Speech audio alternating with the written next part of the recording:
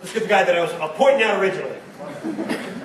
When you guys were in the movie, the movie first one, and stuff, you guys all shooting people and all that. How was that whole experience in the movie? Like, talk about that experience. Well, it was cool because somebody sent you to Australia for like 7 months. And that was like, wow, you know?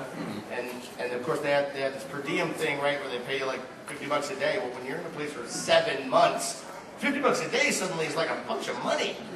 Especially when you're getting paid anyway to work. So like periodically we would get these checks and we'd be like, let's go buy some fireworks. Or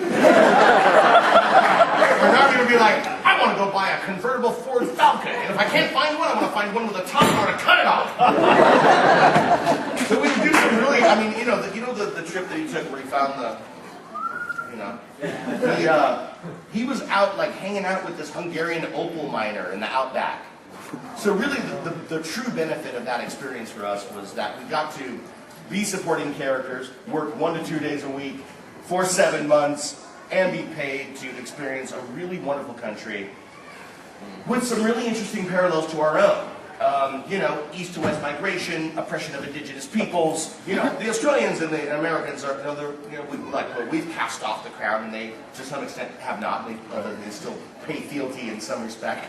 But we loved Australia. It was really great, man. Yeah, it was great place. It was a hell of a cultural experience. I mean, that's for sure. The actual filming of the movie is odd. It was such a small portion of that whole thing. Yeah, totally. Like, really, in the aggregate, it was a very small portion of the experience for us. And you got to remember, right? This comes from the time most people are going to college. You know, so for some of us, what's that? College is this place that people go to waste money.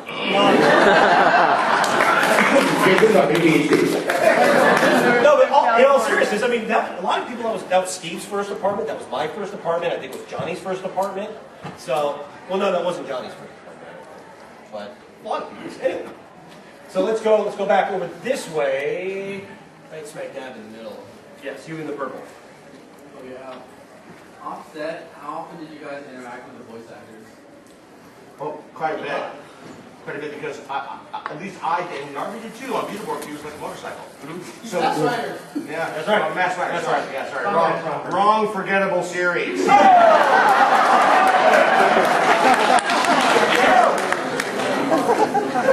So we would. All right, that's wrong. So we would always run into those guys, and face it, they were almost without exception.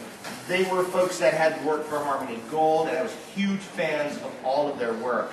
And they have done some really cool stuff that I was totally into. So to get the chance to sit with, I mean, for instance, Tom Weiner's here today, and Tom's a great producer and director. Yeah, he's here. He's not dead! and you know, it's Carol, and so I got to really meet a lot of really cool people whose work I admired, and I got to learn a lot from them. Because I did a lot of voice work for Swan too on their kind of various myriad crazy horrible shows. Let's get this poor dude over here. He's holding up the wall. Don't move. That wall's going to come down. You guys were in Australia for 7 months. How many episodes of Power Rangers was actually filmed there? You said that actually you were filming there as well. We were shooting the feature film, the 20th Century Fox movie 1, but then they kept us too long because of the schedule. Hey, you! And so they had to shoot some episodes for February Sweeps. Yeah. So I think we ended up doing 8 or 9. No, I think it was less than that because we planned to do a 3-parter. Oh, yeah. So and that got canceled because of weather. So we filmed that one kind of pastiche kind of one. Yeah. That was 1 episode or 2 episodes. Then we did one in Old Sydney Town, so it was probably 5 episodes. It was not a lot of shooting for the series. Well, but it was cool because Shuki was directing, and he let me direct a little bit, and we were allowed to AD, which was really a great experience. Yeah. And it was 4 months, not 7. It felt like 7. Yeah, this lady right here at the camera. I just wanted to know, I saw on YouTube the behind the scenes of the Turbo movie, and you're special, and I loved it, by the way. But I wanted to know, what was the fascination with Austin's chair, and did you ever get a hold of it? How do we start on that shit? Well, the answer to your question is Cleveland, pineapple, Minnesota. The power of non sequitur is significant. Because anything becomes funny if repeated enough times. What was that? Cleveland. Pineapple. Minnesota.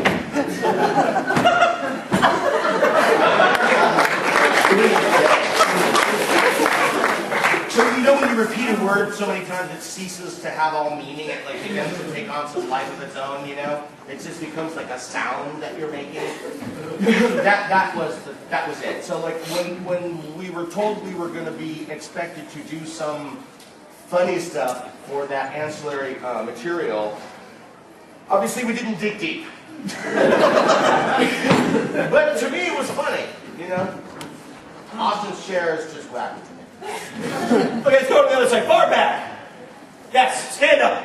When you guys came back for Forever Red, there was an outtake in YouTube where you fall down into a pool and you kind of mumble to yourself 444 episodes of this.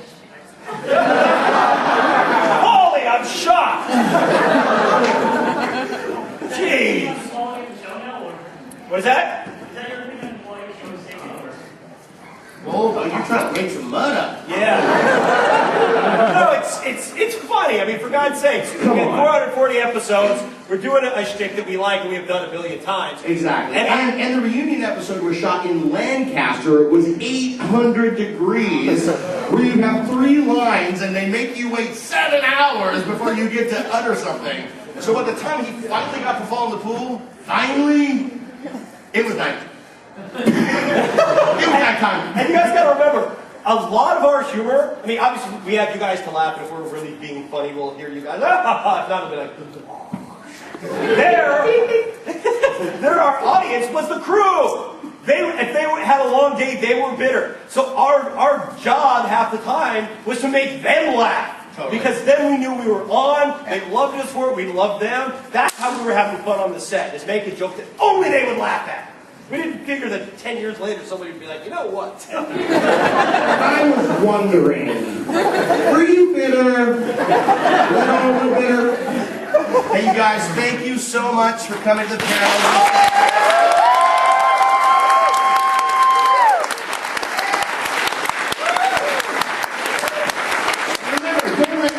Tell me or tell you that you're not funny, because you are all some funny Thank you guys. And make sure, don't forget, I'm doing an acting class on Sunday. Yeah. Learn how to be. No, you're someone to react. It's not acting class, it's reacting class.